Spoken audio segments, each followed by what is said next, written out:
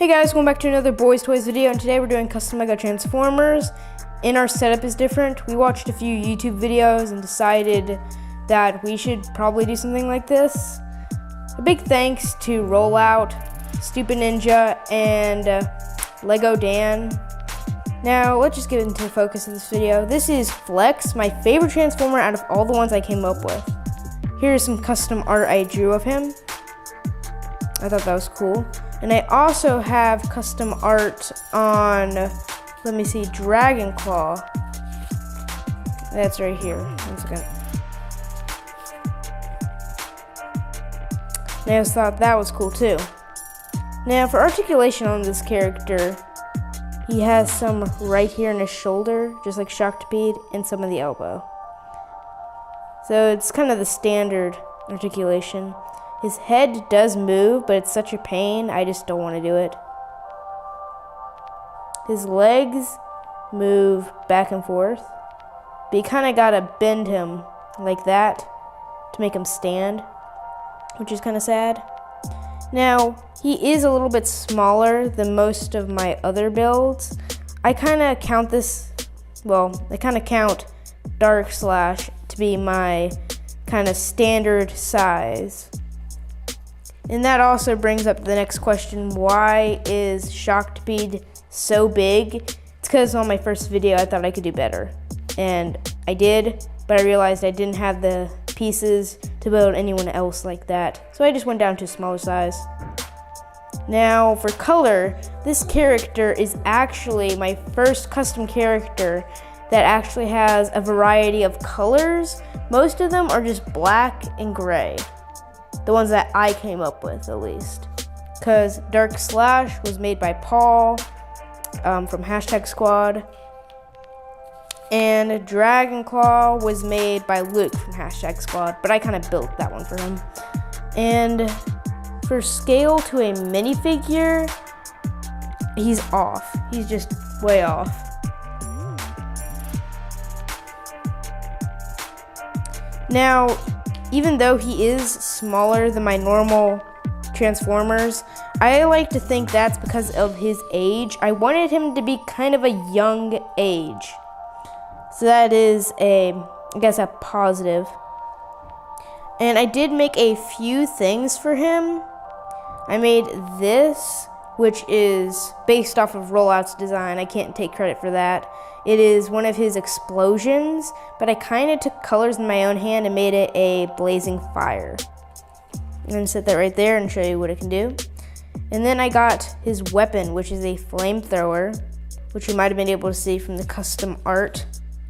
And this is a little bit different from most of my art. You can see his entire body. He's kind of going out of the little frame, but that's because he's so small. I kind of wanted him to, see his whole body. And I also wanted him to have the fact that he is very strong. In my opinion, I don't know about yours, but I like to think that he could take down Optimus. To put this on his body, you can just put the stud right here. And then we can lift his arm and bring it in. And he's got the flamethrower. And we can aim it like that. What I really love about this is that we set it next to a car. Okay, now here he is with a car. Okay, let me get the top right. Sorry. I like to set him like this. Well, let me get it in camera. Let's see here. If I face him this way, I can kind of put the blaze right there. So if I kind of move these guys like that. Now here's a big surprise that I wanted to show you all, and especially to Paul from #Squad. I wanted to just show you this. This may not even be a good idea. Oops, he just fell. I kind of wanted these guys to be related, but not the way that you probably think. The backstory behind this character, Flex, is that he accidentally went through a time warp from Cybertron in 3800 and appeared back in 2019 to meet his great-grandfather, which is Dark Slash.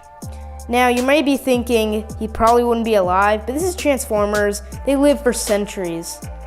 Now, another thing I want to show you is next to a Minicon, which is, size comparison is awful. I mean, look how ginormous this gun is. It could be a tank for that matter. Now, if I do lift it, oh yeah, and I do want to point out that I did change the colors here. If I do lift it, I can set it on his shoulder, sort of. I gotta hold it down. But it just kind of looks silly to me. It's kind of a giant arm of artillery on this tiny, tiny, tiny robot. But again, this guy is for Dark Slash, so I'll leave it to him. Now, for transformation, this sadly does not go with it at all, just like Dark Slash. To transform him, you kind of want to bring his arms out like that, push him down, bring him back in. Do the same here. Then you kind of push these down like that. And we can twist this around. Now we push it up like this. 1 second, something's not right. Okay, there we go.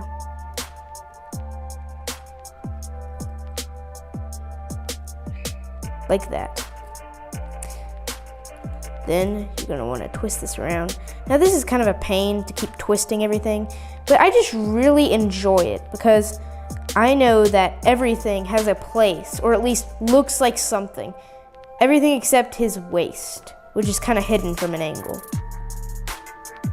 Bring it down. Like that.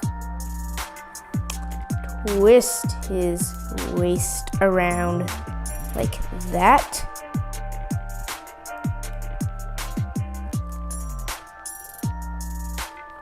Like that. Oh wait, sorry. I gotta twist this out. Oh poop, it broke. Well, usually you're supposed to twist it around. Push them all together, like that. Like that. Make sure it's all nice and steady and not gonna fall off. And there we go in his futuristic spaceship speeder thing. I don't know what to call it. It's kind of weird. It's supposed to be a 3-man piloted speeder that goes through space, if that makes sense. If you look from above, it kind of looks like a ship from Star Wars. I can't even remember the name of it. It's got these, let me get some light, some boosters on the back side, which made me happy. And like I said, everything kind of snuggles in and has a place. I did make his head sort of look like a mega booster. There are these little vents, which I think are cool for detail. There's the windshield, and I thought everyone who decides to this guy, if you were a person, would probably be about 3 studs stacked on top of each other, so they could each fit in the cockpit. Now the front is kind of boxy, right here, and it kind of leads up to where it can land and be kind of steady. Its front is nice and smooth. You cannot see any visible studs on this guy, which made me very happy. Now, like I said, his waist has nowhere to hide from the bottom angle and the side angle, but from the top angle, it's completely hidden. Now back to the boxy front.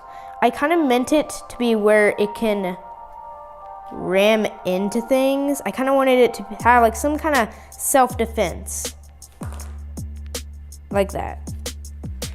His weapon doesn't really attach anywhere. You can set it here, but now it makes his boxy front 10 times longer, and so I didn't like that. I kind of tried to avoid having his weapon out. He's pretty cool overall, and compared to a human, which you kind of already seen, is awful. Completely and totally out of scale. I'm just gonna Missed. Yeah. And you can get this flame and set it next to him and kind of make it look like he's blasting off, which makes me very happy that it has 2 uses. And, well, that's basically it for this video. Now, if you did enjoy, please hit the like button, comment. I am stopping doing custom transformers for the comments. If you see me in person, you can give me a comment or like a suggestion to build something, but I'm just completely stopping the idea of doing other transformers because now I'm flooding in with ideas and I'm just not ready. I already got 3 transformers that I want to build, and I only got one of them like halfway done. I hope you will see that.